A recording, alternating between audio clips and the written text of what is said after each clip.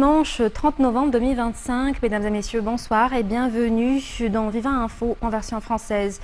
Dans les actualités de ce jour, page sportive pour commencer. La AS Kitcha Alassour et le FC Les Mecs sont les deux équipes qui se sont qualifiées pour la finale du tournoi Viva Football réservé aux joueurs de plus de 40 ans, également appelé Viva Football Vétéran. Les deux demi-finales ont été très disputées avec des scores serrés. Nous allons suivre ensemble les résultats de ces demi-finales de Viva Football plus 40 ans qui se sont déroulées au stade Spantana Bypass. Les détails avec Anza Razonarville. Le tournoi Viva Football plus 40 ans est entré dans sa phase des demi-finales ce matin au stade Spantana Bypass. La première demi-finale opposait l'AS Kitcha Alassour en jaune sur les images à l'équipe d'Ex-Scoop Digital en rouge. Un match très serré entre ces deux équipes. À la mi-temps, après les 15 premières minutes de jeu, le score était de 0-0. En seconde période, les deux équipes ont multiplié les tentatives.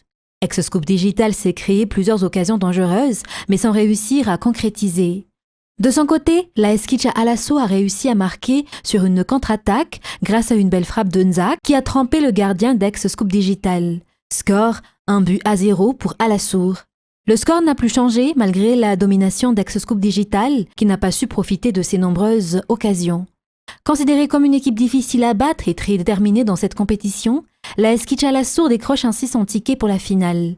La deuxième finale opposait le FC Les Mecs en bleu foncé au FC Fedanaming en jaune. Là encore, un match engagé entre deux équipes solides et habituées à se rencontrer. Lors de la première période, le FC Les Mecs a dominé et s'est procuré plusieurs occasions, mais le gardien, Armand de Fedanaming, a sauvé son équipe à plusieurs reprises. Score à la pause, 0 partout. En seconde période, le FC Les Mecs a continué à pousser et ce n'est qu'à 2 minutes de la fin du match qu'Eric a inscrit l'unique but de la rencontre. Victoire 1-0, synonyme de qualification pour la finale. Le FC Fedanaming n'a pas réussi à concrétiser ses offensives, tandis que le FC Les Mecs, peut-être un peu trop confiant, en frôlait la mauvaise surprise avant de s'imposer.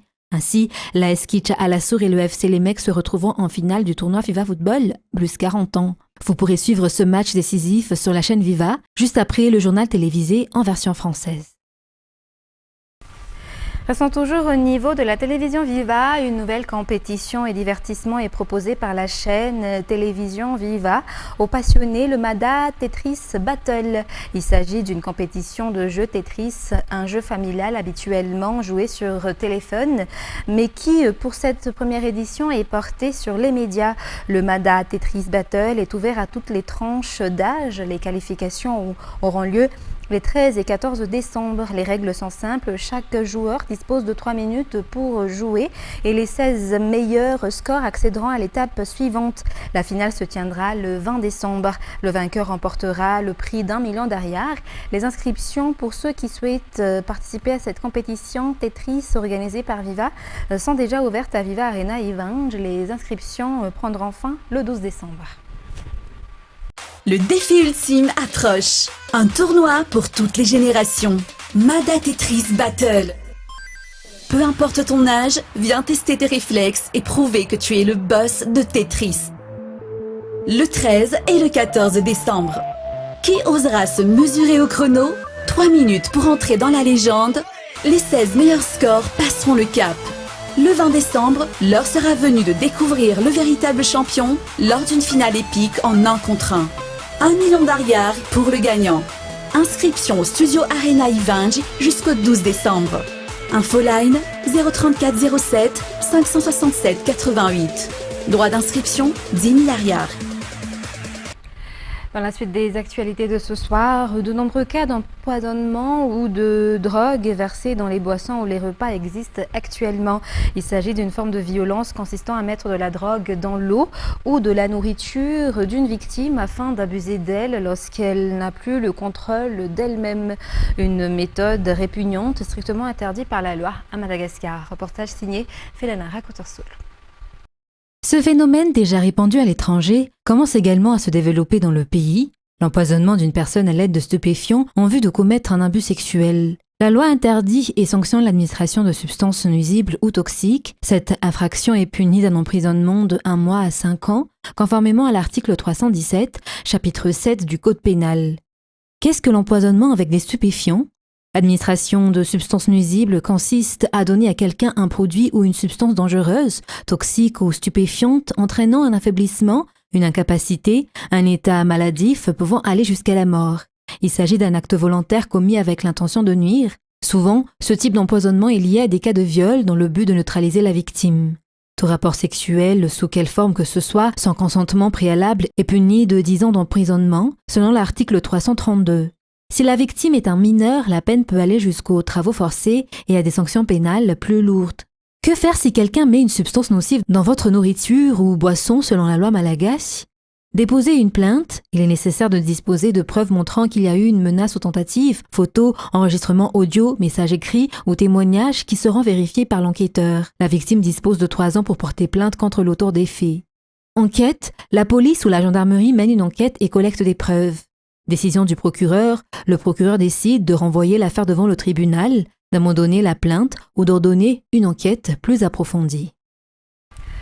Parlons à présent météo. Les précipitations seront plus importantes dans la région Alo-Tchamangour et sur les hautes terres selon le centre météorologique. Les cumuls de pluie sont prévus atteindre 40 à 80 mm en 24 heures. Des orages potentiellement forts sont également attendus, nécessitant une vigilance particulière, indique la météo. Cette alerte est valable pour aujourd'hui, dimanche 30 novembre dans la région Alo-Tchamangour et pour demain, lundi 1er décembre 2025 dans les régions Analamang, Itas, Fénorif-B, Faratiu, Ambatlamp, Atanfout, Antirabé 1 et 2, Manandoun et Fanjin. Ces conditions pourraient entraîner des accumulations d'eau dans les zones inondables, des crues de rivières, des glissements de terrain et des éboulements sur les zones fragiles. On reçu une alerte rouge, Indilamine, Parafaravul, Ambatonazak, Muramang et Anusbeanal. Alerte jaune pour Analamang, Itas et Fénorif-B, Faratiu, Ambatlamp, Atanfout, Antirabé 1 et 2, Manandoun et Fanjin. Parlons à présent protection de l'environnement. La mise à jour officielle des directives et du manuel de gestion des aires protégées de Madagascar a été présentée jeudi dernier à Nansan. Il s'agissait d'une séance d'information technique conduite par les techniciens du ministère de l'Environnement en collaboration avec un projet œuvrant dans la protection des aires protégées. L'événement a également vu la participation des gestionnaires d'aires protégées ainsi que du comité SAPM. Reportage de Mirvulat Sferen. Les travaux ont porté principalement sur la validation des améliorations à apporter aux directives et au manuel de gestion des aires protégées de Madagascar. L'objectif est d'uniformiser la gestion des aires protégées, de mieux encadrer les méthodes de mise en œuvre des activités, le suivi, l'évaluation et d'améliorer l'efficacité des actions de conservation face aux différentes pressions environnementales. Il s'agit également de renforcer la participation des communautés locales de base, VOI, dans la gestion durable des ressources naturelles. Cette initiative s'inscrit dans les objectifs du projet visant à intensifier la lutte contre l'exploitation illicite de la faune et de la flore, ainsi que la protection de leur habitat. Grâce à l'amélioration de ces outils, il s'agit d'adapter les modes de gestion des aires protégées au contexte actuel et de mieux coordonner les actions menées sur le terrain pour la préservation du patrimoine naturel. Parmi les innovations apportées figure le renforcement des mesures pour lutter contre le braconnage et l'exploitation clandestine des ressources fauniques, la déforestation, les effets du changement climatique, ainsi que les pressions liées aux moyens de subsistance des populations riveraines. Des méthodes de travail plus claires sont également établies pour faciliter la tâche des gestionnaires des aires protégées à travers le pays. Les révisions introduisent aussi de nouvelles approches permettant aux communautés locales de bénéficier d'opportunités économiques tout en protégeant efficacement la biodiversité. Restons toujours dans ce cadre, 25 familles issues de 3 associations de base appelées VOI, chargées de la protection des mangroves dans la baie d'Ambar, dans le district d'Ambilbé, ont reçu des volailles et des alevins. Cette initiative vise à soutenir l'amélioration des moyens de subsistance des populations vivant autour de ces mangroves et à les remercier pour les efforts qu'elles fournissent afin de les protéger. Toujours un reportage de Mirvulat Sferen. Les 3 associations VOI chargées de la protection des mangroves dans la baie d'Ambar, district d'Ambilbé, ont bénéficié d'une distribution de volailles et d'alevins. Au total, 120 familles ont reçu des poules et des volailles, 30 familles du Fukuntan d'un Pampamene, 30 familles d'un Pasveln et 30 familles d'un Teign. Par ailleurs, 8 familles du Fukuntan d'un Teign ont reçu des alevins. Cet appui vise à améliorer les moyens de subsistance des populations vivant autour des mangroves et sert également de reconnaissance pour les efforts qu'elles déploient en vue de protéger ces écosystèmes. Lorsque les conditions de vie des communautés voisines des ressources naturelles s'améliorent, la pression exercée sur ces ressources diminue. L'objectif est donc de réduire la dépendance des populations vis-à-vis de l'exploitation des forêts. Les mangroves jouent en effet un rôle essentiel dans le développement de la pêche, qui constitue l'un des principaux moyens de subsistance des populations côtières.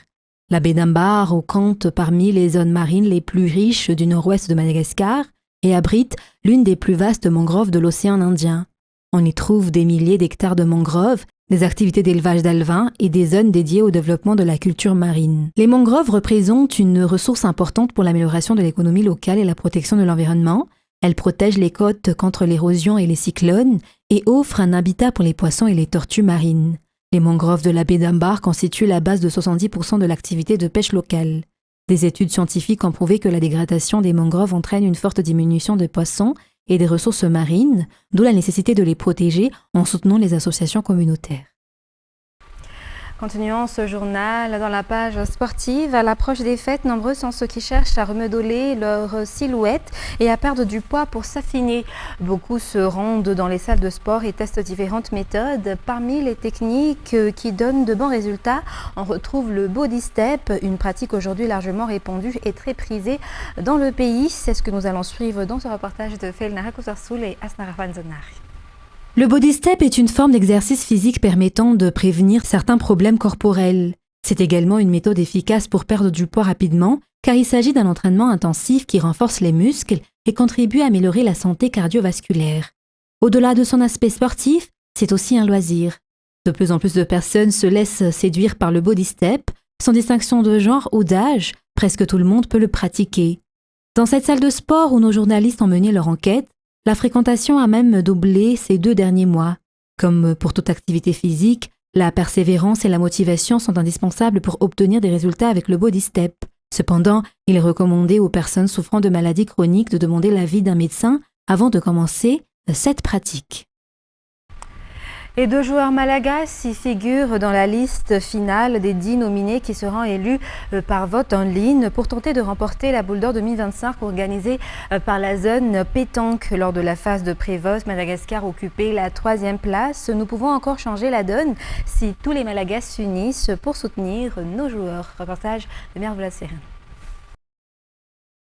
Rakotarso Yves Cédric, connu sous le nom de Yves, et Rakotnjanbe Jean-François Daniel, alias Zigle, font partie des 10 joueurs internationaux sélectionnés pour la liste finale de la Boule d'Or 2025, un titre prestigieux en pétanque organisé chaque année par la zone pétanque. Ils côtoient les meilleurs joueurs du monde dans ce classement. Lors de la phase de pré-vote, 11 234 personnes ont participé. Madagascar occupait la 3e place avec 1011 votants, soit 9%. La France dominait le classement avec 6 965 votes, soit 62%, suivi de la Belgique avec 1 348 votes, soit 12%. Le vote final, ouvert à tous, a débuté vendredi en fin de journée. La seule condition pour voter est de disposer d'une adresse e-mail. Aucun mot de passe n'est requis, un simple email suffit. Les votes prendront fin le 19 décembre, date à laquelle sera connu le gagnant de la Boule d'Or 2025. La Boule d'Or, un trophée en or, a été décerné pour la première fois en 2020. Ce sont presque toujours des joueurs européens, notamment français, qui l'ont remporté. En 2020, Béji Renaud. En 2021, Dylan Rocher. En 2022, Diego Rizzi. En 2023, Sébastien Rousseau. Et en 2024, Jean Feltin. Nous avons toutes les chances de soutenir nos joueurs malagasy car l'élection repose entièrement sur un vote en ligne.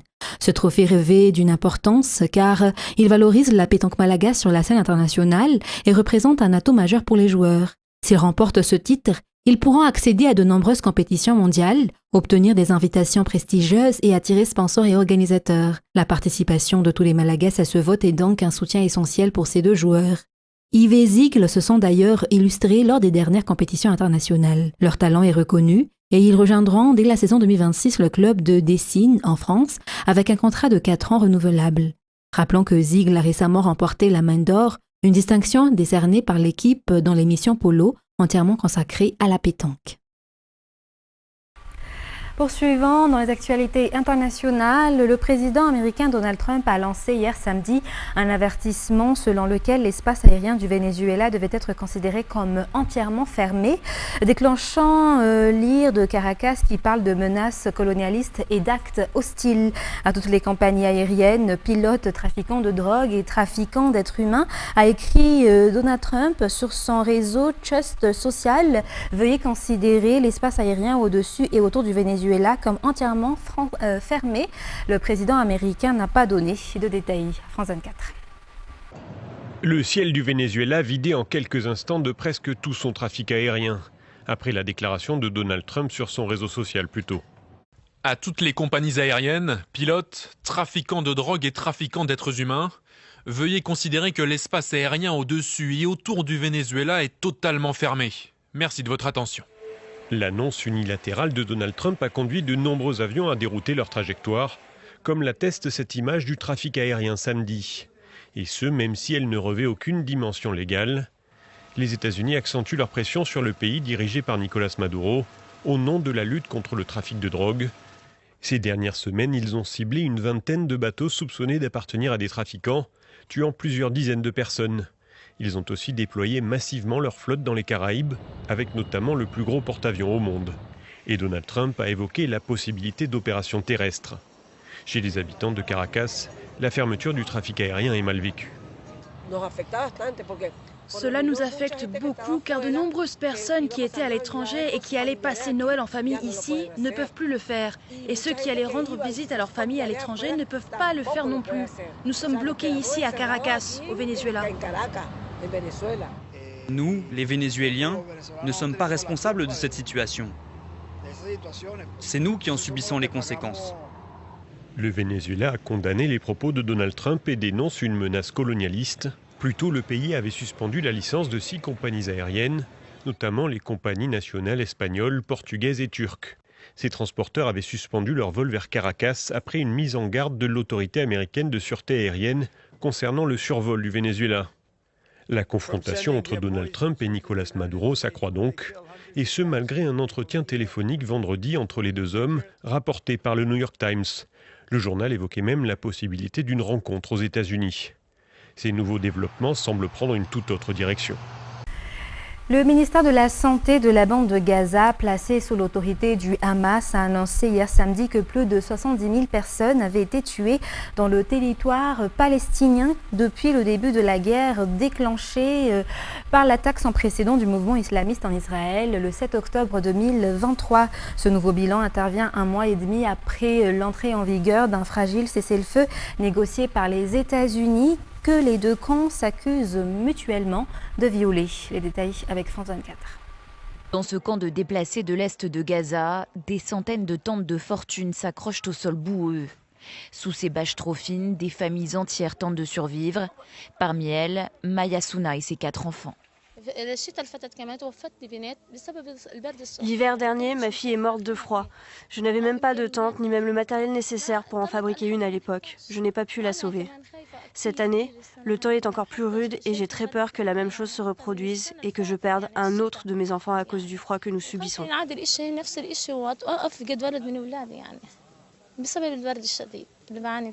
À quelques mètres de là, la tente de Tahrir Abou Jabal.